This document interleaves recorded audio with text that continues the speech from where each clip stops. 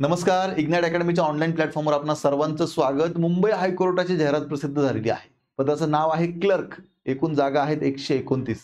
आजच्या व्हिडिओमध्ये या जाहिरातीच्या अनुषंगाने संपूर्ण माहिती घेऊया, तेव्हा व्हिडिओ पूर्ण बघा.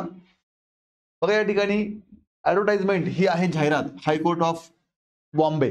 पदाचं नाव आहे क्लर्क. जागा आहेत 129. आता यामध्ये 5% जागा आहेत त्या reserve for person with disability यांच्यासाठी आहेत. त्यानंतर काही कालांतराने भरल्या जातील. 129 जागा, यापैकी 124 जागांसाठी सिलेक्ट लिस्ट आहे आणि 31 जागांसाठी वेटिंग लिस्ट सुद्धा असणार आहे, हे लक्षात घ्या. आता जागा सगळ्यांना समजल्यात. सगळ्यात महत्वाची गोष्ट याचा जो पेमेंट आहे तो आहे S10 मध्ये 29,200 ते 92,300 plus allowances as per the rules.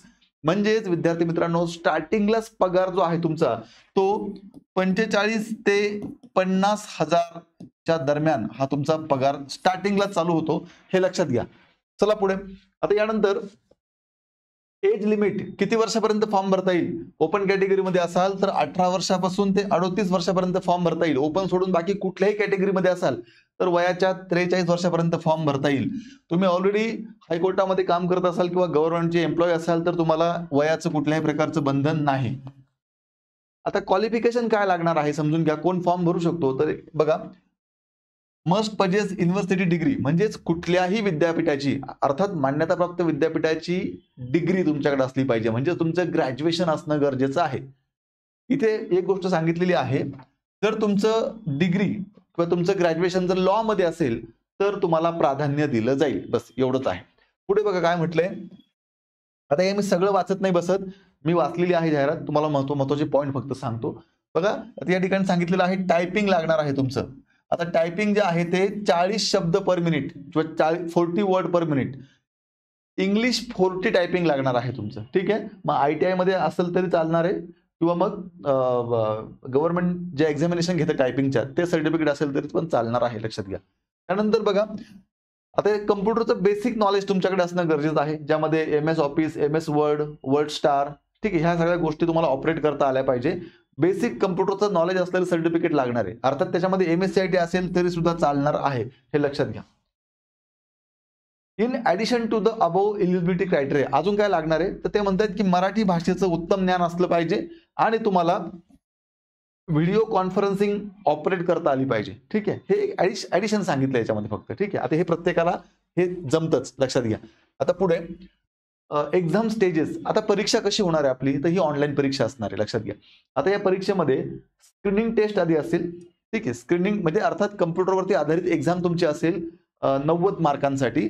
त्यानंतर तुमची असणार आहे टायपिंग टेस्ट 20 मार्कांसाठी आणि त्यानंतर तुमची वायवा असणार आहे 40 मार्कांसाठी. अशा पद्धतीनं स्क्रीनिंग टेस्ट 90, टायपिंग टेस्ट 20 आणि वायवा 40 अशी 150 मार्कांची परीक्षा आहे. चला डिटेलमध्ये समजून घेऊया. आता या ठिकाणी स्क्रीनिंग टेस्ट मध्ये काय विचारलं जाईल तर बघा, आता मिनिमम पासिंग मार्क्स म्हणजे 90 पैकी किमान 45 मार्क्स तुम्हाला घ्यावेच लागणार आहेत, लक्षात घ्या. पास होण्यासाठी 1 तास तुम्हाला वेळ मिळणार आहे आणि written test paper should be objective type multiple choice question on the following subject. म्हणजे हे तुम्हाला इथे 1 प्रश्न आणि 4 ऑप्शन असतील. 1 करेक्ट ऑप्शन तुम्हाला फक्त टिक करायचं आहे.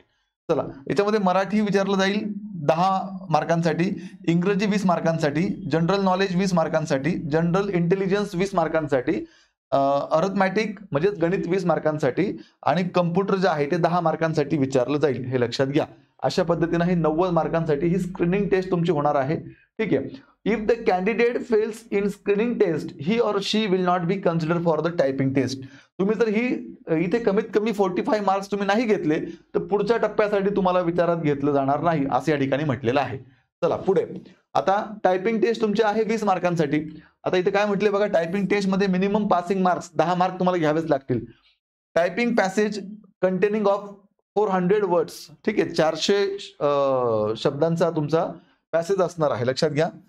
चला, if the candidate fails in typing test he or she will not be considered for the post of clerk. Typing test fail झाला तर तुम्हाला तुमचं कन्सिडर किंवा तुमचा विचार होणार नाही, हे लक्षात घ्या. आणि तुमची तोंडी परीक्षा सुद्धा इथे आहे 40 मार्कांसाठी. अशा पद्धतीने हे 150 मार्कांचं तुमचं स्ट्रक्चर मी तुम्हाला सांगितलं. आता याचा सिलेबस नेमका काय तर लक्षात घ्या. मराठी व्याकरणामध्ये grammar, construction of sentence and uses of word म्हणजे सर्वसाधारण मराठी व्याकरण जे विचारलं जातं कोणत्याही सरळ सभेला तेच इथे आहे. इंग्लिशमध्ये पण तेच आहे. Spelling, grammar, construction of sentence and uses of words ठीक आहे. त्यानंतर जनरल नॉलेजमध्ये त्यांनी असं म्हटलंय की साधारणतः हिस्ट्री, जॉग्राफी या संदर्भातली तुम्हाला माहिती असली पाहिजे. कुठलाही सर्वसाधारण विद्यार्थी प्रश्नांची उत्तरं देऊ शकतो अशा प्रकारचे प्रश्न असतील. स्पेशली रिलेटेड टू महाराष्ट्राशी निगडीत प्रश्न असतील आणि चालू घडामोडीशी निगडीत प्रश्न असतील असं या ठिकाणी म्हटलेलं आहे. ठीक आहे. चला आता मराठी 10 क्वेश्चन 10 मार्कांसाठी, इंग्लिश 20 क्वेश्चन 20 मार्कांसाठी, जनरल नॉलेज 10 प्रश्न 10 मार्कांसाठी, जनरल इंटेलिजन्स अर्थात ज्याला आपण बुद्धिमापन चाचणी म्हणतो, question to test quantitative aptitude, आणि गणित. आता गणितामध्ये addition, subtraction, multiplication, division, average, percentage and decimal fraction अर्थात ज्याला आपण अधिक, वजाबाकी, गुणाकार, भागाकार, पर ॲव्हरेज सरासरी, टक्केवारी, अपूर्णांक, दशांश वगैरे वगैरे ह्या सगळ्या गोष्टी याच्यामध्ये असतील. 20 क्वेश्चन 20 मार्कांसाठी. आणि कम्प्युटर रिलेटेड टू क्वेश्चन, कम्प्युटरशी संबंधित प्रश्न असतील 10 मार्कांसाठी. अशा पद्धतीने तुमची ही परीक्षा होणार आहे. The English typing test will be taken on computer only. टायपिंगची जी टेस्ट आहे तुमची कशावर घेतली जाईल? कम्प्युटरवर घेतली जाईल असं या ठिकाणी सांगितलेलं आहे. पुढे हाऊ टू अप्लाय, फॉर्म भरण्याची मुदत. अप्लाय कुठे करायचं आहे तुम्हाला? तर अप्लाय बघा ही वेबसाईट दिलेली आहे, BombayHighCourt.nic.in या वेबसाईटला अप्लाय करायचं आहे. एक लक्षात घ्या. बघा पुढे काय म्हटलंय त्यांनी, the candidate shall submit the application online only in the prescribe format through the high court website. Website तुम्हाला मी सांगितली, within 15 days from the date of publication of advertisement. Okay. चला आता फॉर्म भरण्याची मुदत काय बघा. फॉर्म भरण्याची मुदत आहे 22 जानेवारी ते 5 फेब्रुवारी या दरम्यान तुम्हाला फॉर्म भरायचा आहे, हे लक्षात घ्या. ठीक आहे. द लिंक शाल ओपन ॲट 11 AM ऑन 22, म्हणजे 22 तारखेला 11 वाजता लिंक याची ओपन झालेली आहे. आजपासून फॉर्म भरायचा आहे आपल्याला 5 फेब्रुवारी पर्यंत. 5 फेब्रुवारीला 5 वाजता लिंक क्लोज होईल, हे लक्षात घ्या. ठीक आहे. चला आता फीस फॉर सबमिशन ऍप्लिकेशन. आपल्याला सुरुवातीला 100 रुपये फी भरायची आहे आणि त्यानंतर ते असं म्हणतात की आम्ही शॉर्ट लिस्टिंग करणार आहोत. मग शॉर्ट लिस्ट जे विद्यार्थी होतील, म्हणजेच आता समजा फॉर्म किती येतात त्याच्यावरती अवलंबून आहे. आता आपण असं उदाहरण घेऊया की 20,000 फॉर्म आले, तर 20,000 फॉर्म आल्यानंतर मग सगळ्याच मुलांना परीक्षा देता येईल असंही नाही. बऱ्याचदा कोर्टाच्या एक्झामला शॉर्टलिस्ट केलं जातं. मग समजा त्या शॉर्टलिस्ट आपल्याला त्यातनं केलं तर आपण बाहेर पडतो, आणि समजा शॉर्टलिस्ट करून आपलं नाव त्याच्यामध्ये आलं तर आपल्याला पुढची परीक्षा देता येते. मग ते आता असं म्हणतात की आता 100 भरायचंय आणि नंतर शॉर्टलिस्ट केल्यानंतर तुमचं नाव जर असेल त्याच्यामध्ये तर मग तुम्हाला पुन्हा 400 रुपये भरायचे आहेत, लक्षात घ्या. ठीक आहे. आता हे शॉर्टलिस्ट कोणत्या बेसिसवर करतात, त्याला आधार काय, याच्यावरती आता काही सांगता येत नाही, तो कोर्टाचा निर्णय असतो. ठीक आहे. चला पुढे. तर अशा पद्धतीनं ही एक महत्त्वाची अपडेट तुमच्यापर्यंत पोहोचवण्यासाठी आजचा हा व्हिडिओ होता. विद्यार्थी मित्रांनो, खूप चांगली संधी मुंबई हायकोर्टामध्ये क्लर्क होण्यासाठी आहे. अभ्यासक्रम पण तोच आहे जो इतर सर्व सरळ सेवेला असतो. आता तरी अशी शक्यता आहे की पेपरचं जे माध्यम आहे ते इंग्लिश असण्याची शक्यता आहे. ॲडव्हर्टाइजमेंटमध्ये काही उल्लेख नाहीये. असं वाटतंय की पेपर इंग्लिशमध्ये घेतला जाईल. मराठी व्याकरण मराठीमध्ये, बाकी सगळं इंग्लिशमध्ये, असा एक अंदाज वाटतोय. याच्या पुढे काही अपडेट आली तर तुम्हाला मी ती कळवतो. पण या सिलेबसच्या अनुषंगानं पेपर जर मराठीत होणार असेल तर मराठीची ही आपली एक TCS IBPS पॅटर्नवरती बॅच आहे. या बॅचमध्ये तुमचं जे मराठी व्याकरण, इंग्रजी व्याकरण, मॅथ, रिझनिंग, GK GS सर्व या बॅचमध्ये आहे. आणि कम्प्युटरचं जे काही सेक्शन आहे, कम्प्युटरचं पण याच्यामध्ये ऍड केलेलं आहे, हे लक्षात घ्या. तेव्हा बेसिक पासून ऍडव्हान्स पर्यंत गायडन्स, सराव टेस्ट, PDF स्वरूपात notes, recorded lecture, unlimited views असे या बॅचचं वैशिष्ट्य आहे.